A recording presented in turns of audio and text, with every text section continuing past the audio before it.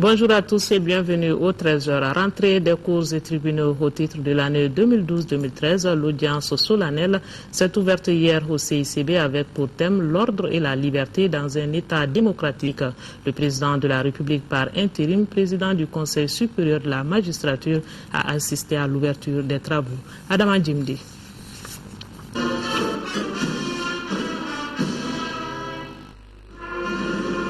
L'audience solennelle de rentrée des cours et tribunaux marque le début des activités normales après les vacances judiciaires. Le thème retenu pour la présente s'articule autour de l'ordre et la liberté dans un État démocratique. Dans l'état présent du monde, le thème de la rentrée judiciaire 2012-2013 peut paraître s'imposer de lui-même, tant il est vrai que les deux concepts qu'il comporte, à savoir ordre et liberté, résume le problème crucial de notre temps. Dans un véritable cours magistral, le rapporteur Dembatal, juge au tribunal administratif de Bamako, a planté le décor en deux parties. L'ordre et la liberté comme condition de la démocratie et la conciliation entre l'ordre et la liberté comme gage d'une bonne démocratie. Pour le président de la République par intérim, le thème de cette rentrée se pose en termes d'équation. Nous avons des concepts complémentaires, j'allais dire quasi identiques. Et cette complémentarité est essentielle à la cohésion sociale et au progrès économique. L'ordre et la liberté sont déterminants dans le fonctionnement d'un État démocratique. L'ordre constitue un cadre idéal à l'exercice des libertés qui fondent la démocratie et l'État de droit. S'agissant de la crise politico-sécuritaire que traverse notre pays, le barreau n'est pas parti avec le dos de la cuillère. La présente rentrée judiciaire s'ouvre dans des conditions dramatiques, humiliantes pour notre pays, caractérisées par l'occupation des 2/3 du territoire national par des groupes terroristes sans foi ni loi, exerçant la terreur sur des populations paisibles. Et pourtant, le barreau du Mali a toujours prévenu. Ce barreau qui a été toujours présent au grand rendez-vous de l'histoire de notre pays, il avait prévenu, il avait alerté sans être écouté. Dans son réquisitoire, le procureur général près la Cour suprême a invité ses compatriotes à resserrer les rangs pour laver l'affront. Pour nous les Maliens, il est grand temps de taire nos divergences politiques et religieuses, de nous réveiller, hommes, femmes, jeunes et vieux, et de nous mettre en ordre. Ordre de bataille pour défendre notre terre, pour défendre le Mali et laver l'affront, afin de mériter de nos luttes défensives, bâtisseurs de grands empires, pour qu'ils aient la paix dans leur tombe. Cette audience a enregistré la présence des membres de l'Association africaine des hautes juridictions francophones. Cette association a été créée pour permettre aux hautes juridictions francophones de se concerter et d'échanger de manière à mettre en place une véritable plateforme de coopération juridique et judiciaire dans la sous-région. Après cette cérémonie, la famille judiciaire est ainsi officiellement renvoyée à ses fonctions au titre de l'année 2012-2013. Et après cette cérémonie, le président de la République par intérim a reçu le haut représentant de l'Union africaine, le général Pierre Buyoya, que nous écoutons ici au micro de Ibrahima Traoré. J'étais donc venu me présenter à son Excellence, Monsieur le Président de la République. J'étais venu lui dire quelle est exactement ma mission, qui est de renforcer l'action de l'Union africaine dans les efforts qui sont faits pour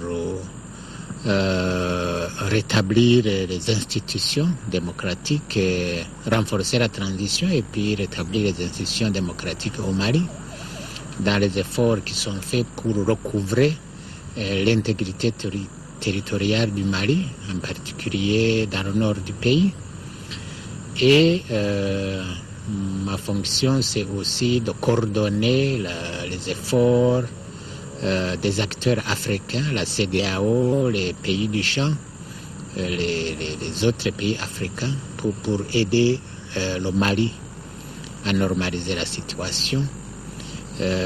Coordonner aussi les partenaires extérieurs, et ceci en particulier dans le cadre du groupe de suivi et de soutien au Mali. Nous travaillons dans le cadre de 2 documents.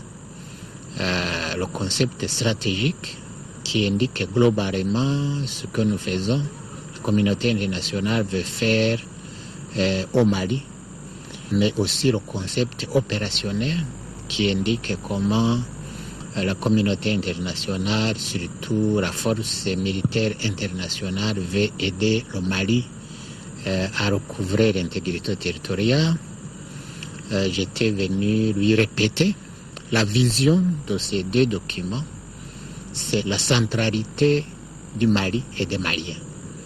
Que c'est eux qui doivent jouer le rôle principal sur le plan politique, mais aussi sur le plan sécuritaire. Et la communauté internationale, l'Afrique et le reste de la communauté internationale, nous sommes là pour les assister et nous souhaitons les assister d'une façon coordonnée. Ségou, où le Premier ministre a inauguré hier la 3e sucrerie du Mali à Béouani. Les premiers sacs de sucre made in Mali and Soukala ont été appréciés par Cheikh Modibo Diarra. Mohamed Diarra pour le reportage. À des événements historiques, des mobilisations grandioses, ainsi peut-on qualifier l'accueil réservé au Premier ministre à Béouani. Dr Cheikh Modibo Diarra est venu inaugurer la 3e sucrerie du Mali. Le complexe est le fruit de la coopération sino-malienne. En tant qu'une co-entreprise sino-malienne, la Soukala est une concrétisation de l'esprit de bénéfices réciproques et de gagnant-gagnant existant dans les relations sino-maliennes. Elle représente un modèle de la coopération pragmatique entre nos 2 pays. Soukala SA a une capacité de production de 105 000 tonnes de sucre par an, 9 650 000 litres d'éthanol par an, 740 emplois directs et environ 10 500 emplois saisonniers. La réalisation de Soukala devra couvrir 50% des besoins de consommation du sucre au Mali. L'idée d'une 3e sucrerie est partie du constat que malgré une production locale de 35 000 tonnes par an et les énormes potentialités dont il dispose, notamment en terre et en eau, le Mali continue de débourser des dizaines de milliards tous les ans pour satisfaire aux besoins de consommation de sucre de ses populations. Tout en comblant une bonne part du déficit en sucre pour satisfaire aux besoins nationaux estimés à plus de 250 000 tonnes, cette usine va largement contribuer à rééquilibrer notre balance commerciale. Rééquilibrer notre balance commerciale, oui, mais l'ambition du gouvernement est d'aller au-delà. Il faudrait que nous puissions continuer jusqu'à ce que nous puissions atteindre, n'est-ce pas, l'autosuffisance totale en matière de sucre et même essayer de voir dans quelle mesure nous pouvons commencer à nous placer comme un pays exportateur de sucre. Parce que comme vous le voyez, il y a beaucoup de choses qui rentrent en jeu. Il y a évidemment l'utilisation adéquate des terres pour la plantation de la canne, mais aussi il y a surtout la création d'emplois. Le volet agriculture du projet prévoit l'aménagement de 20 000 hectares dans 6 communes de la région de Ségou. Le chef de gouvernement apprécie la gestion environnementale du projet. C'est une usine avec des équipements les plus modernes d'aujourd'hui du monde. Deuxièmement, du point de vue environnemental, ça a été bien pensé parce que du début de la canne à sucre qui est broyée, qui est distillée, qu'on amène dans le centrifuge pour séparer la mélasse, n'est-ce pas, du sucre lui-même, la production d'alcool, tout ça est fait, mais même les déchets après, n'est-ce pas, sont utilisés d'une part pour créer, alimenter une centrale électrique pour produire de l'électricité pour les villages environnants et pour l'usine, mais aussi des déchets supplémentaires vont être utilisés comme engrais, n'est-ce pas, pour les champs. Auparavant, le gouverneur de Ségou et le maire de Sissako se sont réjouis des avantages de la nouvelle sucrerie de Béouani, notamment la création d'emplois et l'aménagement des terres cultivables. En clair, le complexe sucrier devra contribuer au bien-être de la population de Ségou, ont-ils ajouté. Au cours de cette cérémonie, le mérite est revenu à la partie chinoise qui, malgré les difficultés que traverse le Mali, n'a pas rompu sa coopération. Une coopération que les populations de Béouani entendent renforcer. Et pendant ce temps, on parlait des élections ici à Bamako. Le ministre de l'administration territoriale, de la décentralisation, a décidé de mettre en place un comité de pilotage du fichier consensuel, et c'est pour que les élections soient crédibles, transparentes et acceptées de tous. Les partis politiques ont donc 72 heures pour désigner leurs représentants devant siéger au sein de ce comité de 30 membres. C'est la quintessence de la rencontre qui s'est tenue hier entre les partis politiques et le ministre en charge de l'administration territoriale. Une rencontre suivie par Daouda Sidiki Diarra. Pour cette rencontre avec les partis politiques, un seul sujet est à l'ordre du jour. Il s'agit d'opérationnaliser le comité de pilotage pour aller à l'audit du fichier consensuel et l'évaluation des résultats du RAVEC. C'était nécessaire compte tenu de l'urgence qu'on puisse rencontrer les partis politiques ce matin pour nous mettre d'accord sur leur représentation. Au sein du comité, qui est un organe qui est chargé d'établir et de maintenir la communication entre toutes les parties prenantes. C'est un organe d'orientation, de suivi et de supervision du déroulement des travaux d'audit et d'évaluation.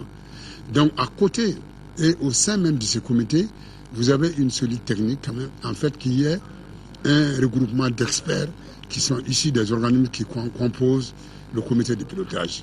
Le choix du fichier électoral est très important pour les partis politiques. C'est pourquoi ils ont souhaité être représentés largement dans ce comité de pilotage. On propose 10 places pour les partis politiques. Vous conviendrez avec moi que pour 130 partis, il sera difficile de choisir 10. L'expérience du cas de la CENI est là. On a mis des mois pour arriver à un consensus. Alors donc par rapport au comité de pilotage, finalement, je crois que ce qui est retenu, c'est d'aller vers les différents regroupements politiques qui vont en ce moment désigner leurs représentants au niveau de ce comité de pilotage. Certains représentants des partis politiques demandent au gouvernement d'organiser les élections dans un bref délai. Par contre, d'autres pensent qu'il faut libérer le Nord avant la tenue des élections. Pour l'administration, la reconquête du Nord ne doit pas empêcher les préparatifs des élections. Il n'est pas approprié de dire qu'il faut attendre la fin de la reconquête pour commencer à organiser les élections. Et cela nous amènerait probablement à organiser les élections un an après la reconquête. Je pense que les réflexions doivent quand même se poursuivre sur les deux fronts, de manière à ce que dès que la reconquête est faite, et que les élections puissent suivre dans le délai le plus court possible. Cela suppose quand même que nous disposons d'un fichier électoral fiable, que les dispositions matérielles sont prises pour qu'on puisse avoir le nombre de bureaux de vote, leur configuration, le nombre d'électeurs, et ainsi de suite, de manière à ce qu'on attende tout simplement d'enregistrer des candidatures. Ce comité de pilotage sera composé des représentants des partis politiques, de l'administration, de la CENI, de la DGE, de la société civile, de l'Union européenne, entre autres. À Kay, le président des villages SOS du Mali, Ibrahim Bané, et le président de l'association des villages SOS, le professeur Mamadou Marouf Keita, ont animé une conférence de presse à Kay. Ils ont échangé avec les journalistes et les animateurs sur l'historique du mouvement Village SOS, son fonctionnement, son rôle dans un pays et ses activités. De Kay, les précisions avec Jafar Aïdara. L'objectif recherché de cette conférence de presse est de faire véhiculer le message du village SOS pour tisser les bonnes relations avec toutes les parties prenantes qui soutiennent les villages SOS du Mali et trouver les meilleures façons de prendre en charge les enfants. Nous démarrons un programme à Koulou, près de Kay. C'est un programme qui est nouveau parce que SOS a une nouvelle perception des structures. Il sera un peu différent de Sonangoroba, Mopti et Kita. Et le deuxième objectif, c'est surtout édifier, informer le plus correctement possible la population de Kay et l'environnement, de ce qu'est SOS, comment nous fonctionnons, pourquoi nous sommes là. Selon les conférenciers, en 2012, le budget s'élève à 1,8 milliard de francs CFA grâce au soutien des associations SES et des pays partenaires qui ont contribué à hauteur de 97% du budget de l'association. Aujourd'hui, le SES assure 311 salariés permanents. Cette conférence nous a permis, à travers les questions qui ont été posées, les nombreuses questions qui ont été posées, de comprendre qu'il y avait un besoin d'information des journalistes eux-mêmes, et donc a fortiori un besoin de formation de la population. La région de Caille compte aujourd'hui 2 villages SOS enfants. Un à Kita et le deuxième a vu le jour en mai 2012 à Caille avec 9 familles. Ces familles sont en location avant la fin de la construction du village SOS de Kouloum, dont les travaux ont démarré le 19 octobre dernier. Le programme SOS d'enfants a fait don de céréales d'une valeur de 45 millions aux populations, cela dans le cadre du programme d'urgence en faveur des enfants malnutris dû à la mauvaise pluviométrie que notre pays a enregistrée en 2011. Selon toujours les conférenciers, SOS Village envisage de prendre en charge 10 000 enfants d'ici l'an 2020. De la musique dans cette édition et nous parlons de la cantatrice Astankida qui se fait découvrir à Paris en France. Astankida qui présente à Comedy Club son répertoire mandingue à travers 2 albums avec des titres phares comme Les Enfants et L'Excision. Suivons le séjour parisien d'Astankida. Astankida est heureuse. Elle voulait chanter à Paris, son vœu a été exaucé. Ses musiciens l'attendent au Comedy Club.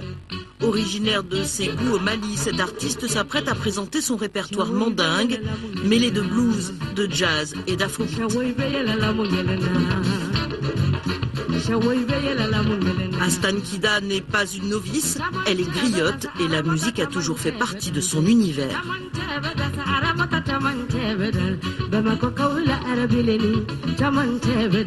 Depuis à l'âge de 13 ans, j'ai commencé à chanter.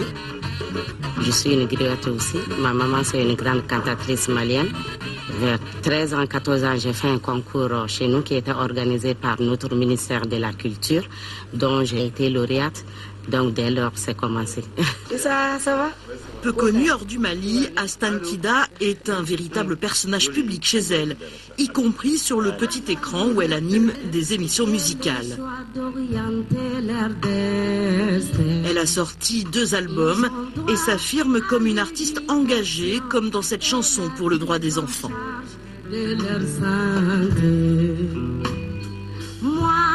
Moi je suis là, stopper le travail des enfants. J'ai chanté les droits des enfants, la prise en charge de leur santé, l'éducation, parce que chez moi l'éducation est pour tous. Moi je suis là. J'ai chanté aussi l'excision. J'ai chanté là-bas parce que chez nous en Afrique c'est un sujet tabou.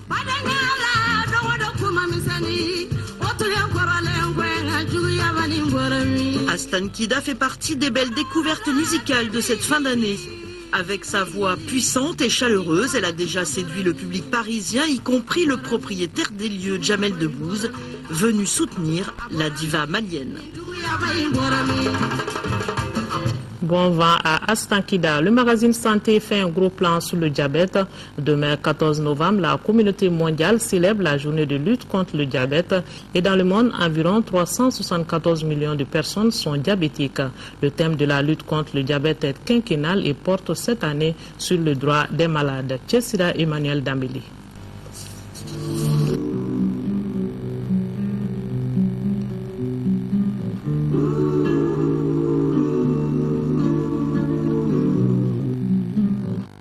Le diabète est une maladie résultant du fait que l'organisme ne produit pas ou produit peu d'insuline nécessaire à la digestion du sucre apporté par l'alimentation.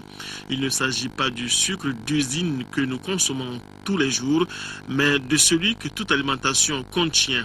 Selon une étude réalisée en 2010 et n'ayant pas concerné la région de Kidal, la prévalence du diabète se situe entre 4 et 5% au Mali.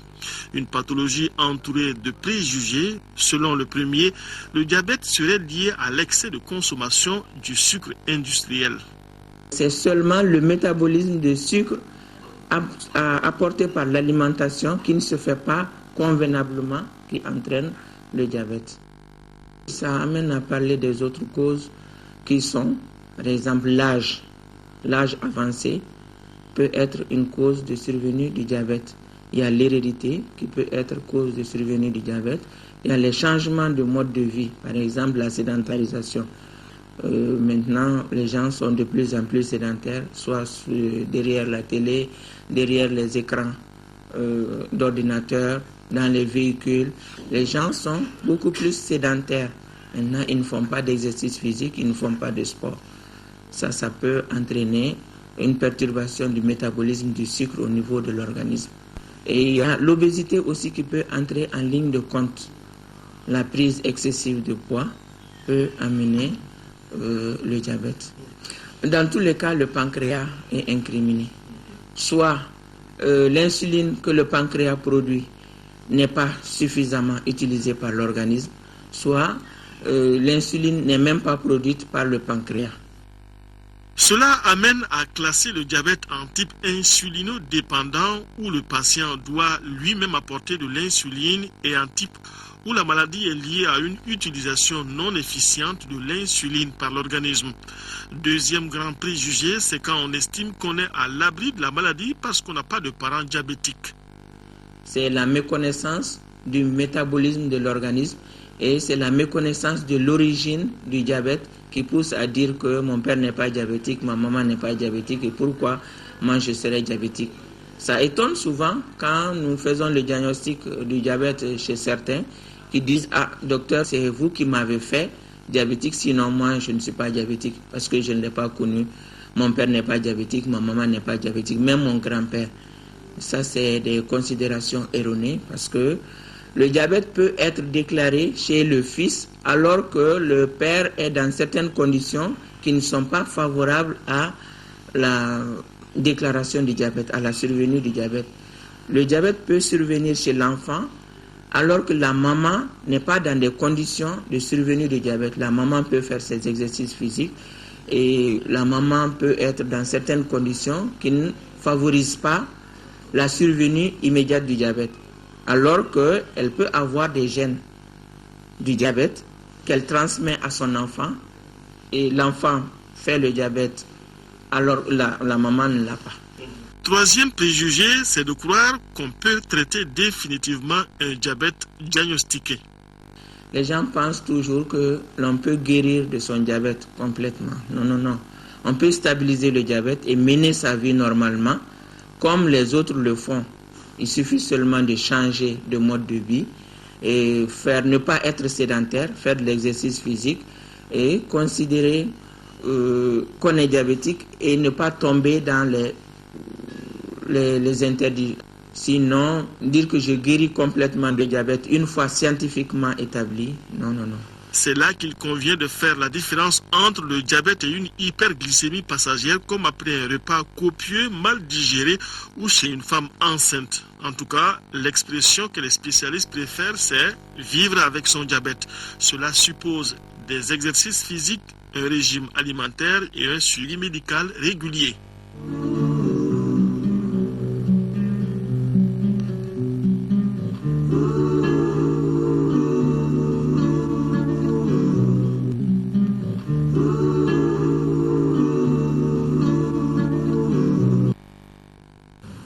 Et c'est la fin de ce journal. Retrouvez Ndeye Sissoko pour les éditions du soir et restez sur l'ORTM. Merci tout de cœur avec nos compatriotes des régions du nord du Mali vivant sous occupation. Merci et bonne suite de programme.